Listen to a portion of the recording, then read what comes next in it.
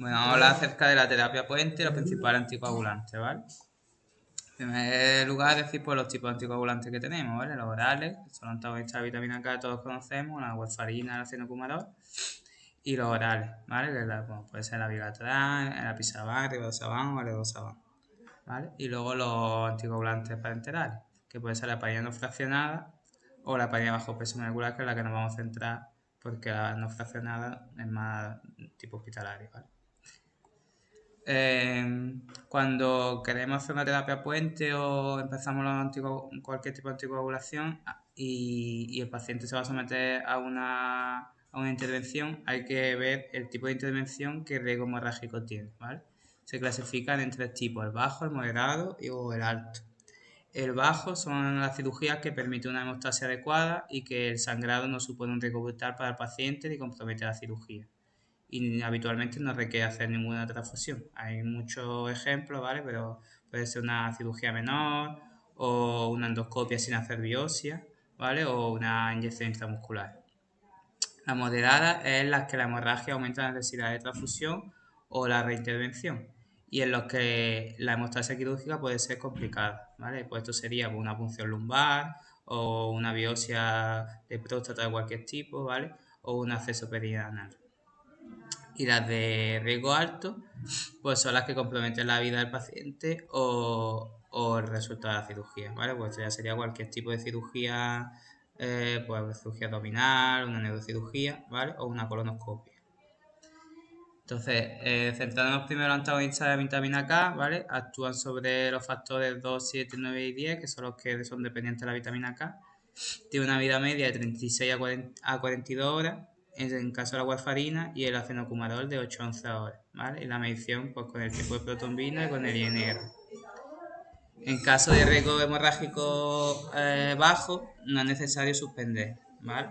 Y si es moderado alto, pues la warfarina serían 5 días antes de la intervención y el acenocumarol de 2 a 3 días. ¿Vale? Aquí he puesto algunos ejemplos de patologías que normalmente tienen anticoagulación, ¿vale? Una FA, un paciente que tenga una anticoagulación por un proceso tromboembólico o que tenga alguna válvula, ¿vale? En caso de que tenga un riesgo, la cirugía sea de riesgo alto, entonces sí habría que hacer terapia puente. Si el riesgo es bajo, no habría que hacerla, y si es moderado, sí habría que hacerla, ¿vale? Solo en procedimientos con riesgo de sangrado bajo hay algunos dicen que sí, otros que no, ¿vale? Al final que sí, efectivamente. ¿Vale? Entonces, una vez que suspendemos este anticoagulante, ¿vale? Hay que hacer un control del INR, ¿vale? Si el INR es menos de 1,5 antes de la cirugía, pues se puede hacer la cirugía sin mayor complicación. Si el INR es mayor de 1,5, habría que usar la vitamina K, ¿vale? Que se puede usar de forma oral o intravenosa. Y hay que demorar la cirugía de 12 a 48 horas, ¿vale? Se prefiere la vía intravenosa porque es más rápida.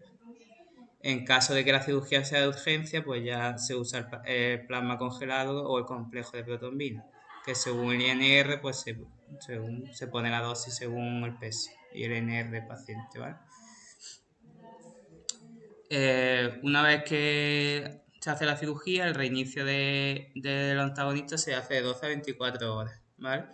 En caso de procedimientos con bajo riesgo de sangrado, ¿vale? Y hay que saber que hasta 5 o 10 días es normal que no se consiga un INR en rango. Y en los casos de que tenga alto riesgo tromboembólico, pues hay que usar una terapia puente postoperatoria. En cuanto a los NACos, ¿vale? En los está la Vigatran, que actúa sobre el factor 2, ¿vale? Que el pico plasmático es entre una hora y media y 2 horas después de la administración, y tiene una vida media de 12 a 14 horas, ¿vale? Eliminación renal, y están contraindicadas si el filtrado es menos de 30. El antídoto pues sería el idacizumab, y aquí os pongo cómo varía la vida media que puede tener este fármaco según el filtrado, ¿vale? Que eso es importante tenerlo en cuenta a la hora de ajustar dosis. Esta se ha movido. En este caso, en los que actúan sobre el factor 10, ¿vale? Que es el rivaroxaban, que la dosis sería para profilaxis 20 miligramos diarios, y en caso de trombosis 15 cada 12. El pico plasmático igual de 2 a 4 horas y tiene una vida media de 9 a 12 horas. Este fármaco tiene un metabolismo sobre todo hepático, ¿vale? La parte renal es mucho menor y está solo contraindicado si tiene un filtrado menos de 15. Cuando son procedimientos de alto riesgo quirúrgico, normalmente se pide el factor, la actividad del factor antifactor 10 activado, ¿vale? Para ver para asegurar la ausencia de su efecto anticoagulante, ¿vale? Y el antídoto de este fármaco era Andesanet. El apisaban igual sobre el factor 10, ¿vale? Profilaxis 2,5 cada 12 o 5 cada 12 en trombosis. El pico plasmático 2 o 3 horas después de la ingesta y la vida media de 8 a 15 horas. Y esto igual se elimina por vía hepática. El antídoto es el mismo y tampoco requiere monitorización. Igual si hay una cirugía de alto riesgo, pues se mide actividad antifactor 10. Aquí he dejado una tablita para que se vea la diferencia entre la vida media, la eliminación renal o no del fármaco y el pico. Vale, la suspensión y el reinicio, ¿vale? En cuanto a los NACOS no es necesario hacer una terapia puente antes de la cirugía, ¿vale? Y según, perdón, el filtrado o el tipo de cirugía, pues se suspenden a un tiempo o otro después, ¿vale? Por ejemplo, si tiene un filtrado mayor de 80 y el riesgo de sangrado es bajo, con suspenderlo 24 horas los 3 es suficiente. Y a la hora del reinicio, pues igual, si el riesgo es bajo, se puede reanudar a las 24 horas. Que el riesgo es alto, pues ya depende del fármaco, desde 48 a 72 horas. En cuanto a la heparina, pues tiene mayor capacidad de inhibir al factor 10 que al factor 2, a diferencia de la heparina no fraccionada, que es al revés, ¿vale? Y la vida media son de 3 a 5 horas. La eliminación es renal, por eso no está contraindicado si tiene un filtrado menos de 30. No requiere monitorización, pero es conveniente monitorizarlas con la actividad del factor 10 en caso de pacientes obesos, embarazadas o que tengan fallo renal. Y la reversión se hace con el sulfato de protamina. Aquí deja igual los tipos de heparina de bajo peso molecular que tenemos. Normalmente nosotros usamos la enoxaparina, que la dosis profilaxis de riesgo trombótico bajo sería 20 miligramos cada 24 y de alto 40 cada 24. Y en caso de anticoagulación, pues miligramos kilo cada 12.